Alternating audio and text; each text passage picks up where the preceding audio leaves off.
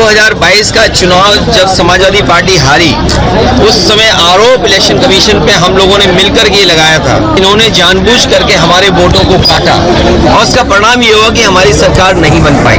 Vote में गड़बड़ी, vote में हेराफेरी, वोटर लिस्ट में वोटरों की वोट चोरी, ये चीज इतनी जनता के बीच में चली गई कि अब मजबूरी में उन्हें एसआईआर कराना पड़ रहा है।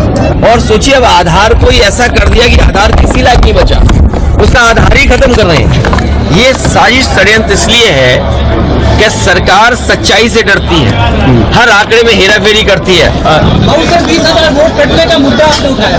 देखिए, आपके सांसद राजीव राय जी यहाँ हैं। बीजेपी तो पहले ही तैयारी कर ली थी कि 20,000 वोट काटना है, जबकि एसआईआर नहीं आया था, उस समय ही उन्होंने तैयारी कर ली थी।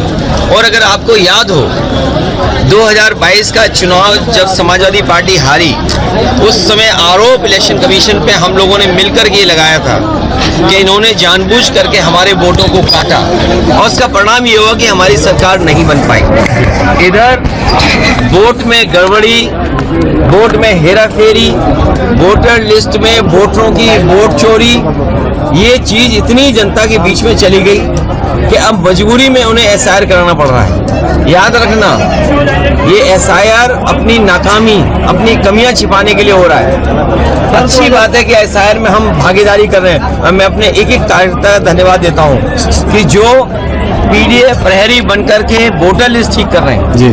मैं एक बार फिर अपील करूंगा कि अपने मतदाता आम लोग मिलकर के वोटर लिस्ट को ठीक करें, अपना वोट बचाएं, कटने से बचाएं, जुड़ने के लिए मेहनत करें। कागज ढूंढना पड़ रहा है, डेट ऑफ बर्थ है या और कागज ढूंढने पड़ते हैं, वो सब ढूंढ करके वोट बढ़ाएं। लेकिन दुर्भाग्य बात ये है कि जिस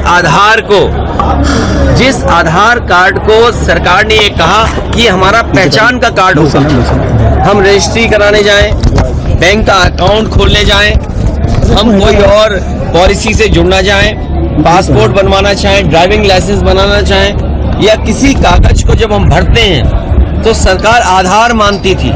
और सोचिए, अब आधार को ही ऐसा कर दिया कि आधार किसी लायक नहीं बचा, उसका आधार ही खत्म कर रहे हैं। ये साजिश षड्यंत्र इसलिए है कि सरकार सच्चाई से डरती है, हर आंकड़े में हेराफेरी करती है। लेकिन हम मजबूती से काम करेंगे और लोकसभा में ये बात रखेंगे कि किस तरह भारतीय जनता पार्टी बेईमानी करने पर उतर आई है।